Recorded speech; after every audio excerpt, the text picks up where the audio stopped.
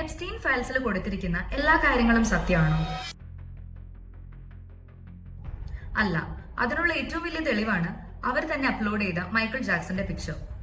ആ പിക്ചറിൽ Michael Jackson president Bill ക്ലിന്റന്റെയും ഡയാന റോസിന്റെ ഒപ്പം നിൽക്കുന്നതായിട്ടാണ് കാണിച്ചിട്ടുള്ളത്. കൂടെ 3 അണ്ടർ ഏജ് ആയിട്ടുള്ള കുട്ടികളെ കൂടെ കാണിക്കുന്നുണ്ട്.